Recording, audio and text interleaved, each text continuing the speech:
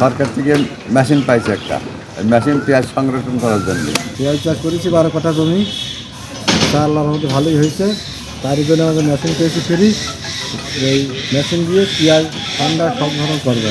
আমার বাড়ি 6 ঘড়ি 12 গ্রাম পেঁয়াজ আছে, মেশিন পেয়েছি, আমরা মেশিন নিয়ে গিয়ে পেঁয়াজের মেরামত করবো। পেঁয়াজ চাষ করেছি 1 বিঘা, সরকার থেকে মেশিন পাইছে একটা, মেশিন পেঁয়াজ সংরক্ষণ করার জন্য, যাতে পেঁয়াজ আর না পচে যায়, ঠান্ডা ভাবে রাখা যায় ওই জন্য। 25-26 অর্থ বছরের প্রণোদনা কর্মসূচির আওতায় আমাদের দামোদর উপজেলায় 20 জন কৃষককে পেঁয়াজ বীজ কন্দ উৎপাদনের জন্য প্রণোদনা দেওয়া হয়েছিল।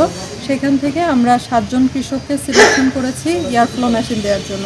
যারা ভালোভাবে বীজ উৎপাদনে করতে পেরেছে আমরা তাদেরকে দিচ্ছি, এবং এটা হচ্ছে চ্যালেঞ্জিং ছিল যে বীজ উৎপাদন করা, কেননা পেঁয়াজ বীজ কন্দটা তারা এখান থেকে যে বাল্ব প্লেটটা করবে বীজ থেকে, সেই বাল্ব প্লেটটা তারা হচ্ছে এয়ারফ্লোতে রাখবে এবং শেষ পর্যায়ে আবার তারা বীজ উৎপাদন করবে। তো আমাদের কৃষকদের জন্য এটা খুব চ্যালেঞ্জিং। তো আমরা এই জন্য আমাদের এই 7 জন কৃষককে সিলেক্ট করে আমরা এয়ারফ্লো মেশিন দিয়েছি, যাতে তারা তাদের বীজটা সংরক্ষণ করতে পারে, পেঁয়াজটা এখানে সংরক্ষণ করতে পারে।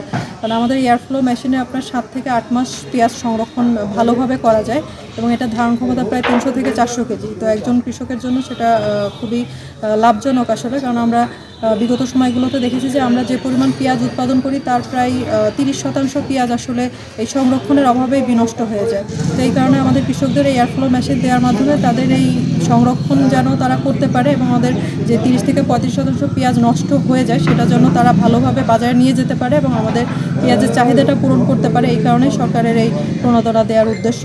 আমাদের 2025-26 অর্থ বছরে কৃষি প্রণোদনা যে প্যাকেজ কার্যক্রম আছে, এই প্যাকেজ কার্যক্রমের আওতায় আমাদের এই উপজেলায় 20 জন পেঁয়াজ চাষি তারা প্রণোদনা পেয়েছে। পেঁয়াজ চাষের ক্ষেত্রে আপনারা জানেন যে পেঁয়াজ আমাদের একটু অপ্রচলিত ফসল, আমাদের প্রচুর পেঁয়াজ আমাদের উৎপাদন কম হওয়ার কারণে বিদেশ থেকে আমদানি করতে হয়।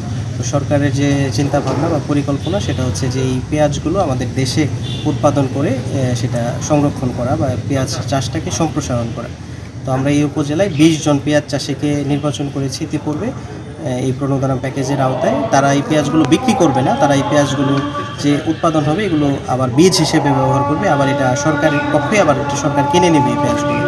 তো এই 20 জনকে ইতিপূর্বে সার, কীটনাশক, পেঁয়াজের বীজ সহ এই মালামালগুলো তাদেরকে বিনামূল্যে এই প্রজেক্টের আওতায় দেওয়া হয়েছে।